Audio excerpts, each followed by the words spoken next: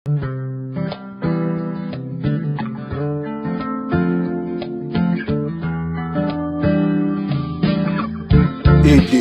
àti àṣà. Mo ti dé bí mo ti dé, èmi ọmọ yín, àbúrò yín, ẹ̀gbọ́n yín, olólùfẹ́ yín, omidan Tèmítọ́pẹ́ Ọláyínká lórí ètò yín, ètò wa èdè àti àṣà ní ìkànnì Make It Entertainment TV. Ní ọ̀sẹ̀ tó kọjá, a kú gbọ́ ìdáhùn àwọn akẹ́kọ̀ọ́ kọ̀ọ̀kan sí méjì nípa ìbéèrè tá bèèrè lọ́wọ́ wọn wípé ǹjẹ́ ẹ lè kẹ́kọ̀ọ́ èdè Yorùbá ní ọgbà yunifásitì fún ọdún 4. Bí àwọn kan ti lè sọ wípé àwọn lè ṣe, bẹ́ẹ̀ ni àwọn mìíràn sọ wípé àwọn kò lè ṣe. Èyí ló gbé wa wá síta láti béèrè lọ́wọ́ àwọn òbí wípé ǹjẹ́ wọ́n lè kó owó lé ọmọ lórí láti kẹ́kọ̀ọ́ èdè Yorùbá fún ọdún 4 ní ọgbà yunifásitì, àti wípé ǹjẹ́ wọ́n rí ọ̀nà àtijẹ kankan nínú ẹ̀kọ́ Yorùbá ní ṣíṣe. Ẹ máa bá wa ká lọ. Ẹ káàsán máa, ẹ kú iṣẹ́ máa, ẹ kú àtàrí. Wọ́n ní ìbéèrè kan tí mo fẹ́ béèrè lọ́wọ́ yín. Ẹ jọ̀ọ́ lákọ̀ọ́kọ́ náà, ǹjẹ́ mo lè mọ orúkọ yín náà? Orúkọ mi ni Ìtùnú Adékọ̀yà. Okay, ìbéèrè tí mo fẹ́ béèrè ni wípé ǹjẹ́ ẹ lè kó owó lé ọmọ lórí láti kọ́ ẹ̀kọ́ èdè Yorùbá ní ọgbà yunifásitì fún ọdún 4? Mo lè kówó lé ọmọ lórí. Okay, àti wípé ǹjẹ́ ẹ rò wípé ọ̀nà àtijẹ kankan wà nínú Yorùbá ṣíṣe? Ọ̀nà àtijẹ wà ń bẹ because ní àwọn courses tó wà ní universities nsìn èrò ti pọ̀ jù ń bẹ, and torí pé ó jẹ́ Yorùbá àwọn èèyàn ò really focus sí side yẹn, so few students tó máa ṣe tán ní Yorùbá wọ́n máa ń tètè ríṣẹ́ sí àwọn schools láti lọ teach àwọn students, so I think it's just the best. Okay, mo ní ìbéèrè tí mo fẹ́ béèrè lọ́wọ́ yín, ṣùgbọ́n kí n tó béèrè ǹjẹ́ mo lè mọ orúkọ yín? Orúkọ mi ni Miss. Ìbéèrè tí mo fẹ́ béèrè ni pé ǹjẹ́ ẹ lè kó owó lé ọmọ lórí láti kọ́ ẹ̀kọ́ èdè Yorùbá ní ọgbà yunifásitì fún ọdún 4?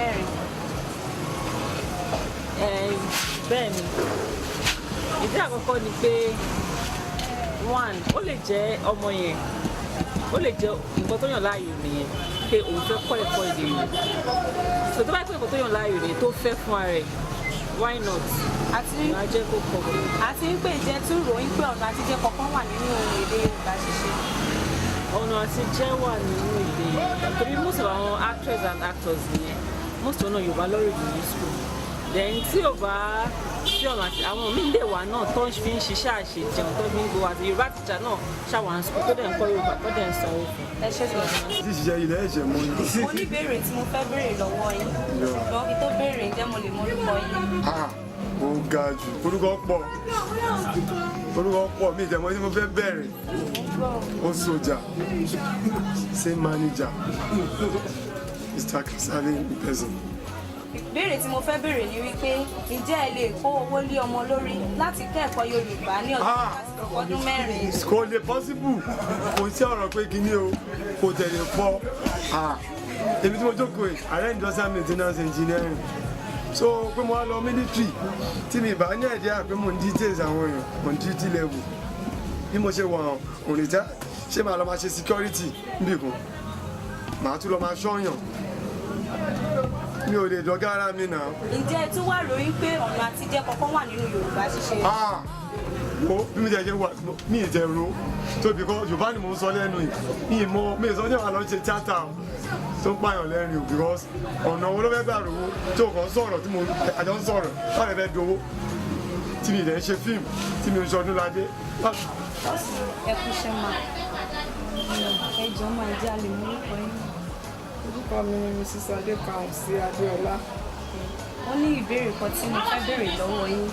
Ǹjẹ́ ẹ lè kó owó lé ọmọ lórí láti kẹ́kọ̀ọ́ èdè Yorùbá fún ọdún 4 ní ọgbà yunifásitì?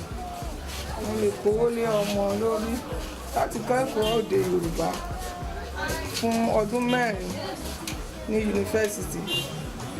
Ìbéèrè kejì ni wípé ǹjẹ́ ẹ rò pé ọ̀nà àtijẹ kankan wà nínú Yorùbá ṣíṣe? Ọ̀nà àtijẹ àti mú wà ń bẹ dáadáa. Ọmọ lè fi ṣoríire, ó lè fi jẹ́ òṣèré. Ẹ kú ọrọ̀ ajé mà. Ẹjọ́ mà, ǹjẹ́ mo lè mọ orúkọ yín? Orúkọ mi ni Adéníkẹ́ Kasali. Ó ní ìbéèrè kan tí mo fẹ́ béèrè lọ́wọ́ yín. Ǹjẹ́ ẹ lè kó owó lọ́mọ lórí láti kọ́ ẹ̀kọ́ èdè Yorùbá ní ọgbà yunifásitì fún ọdún 4? Bẹ́ẹ̀ni.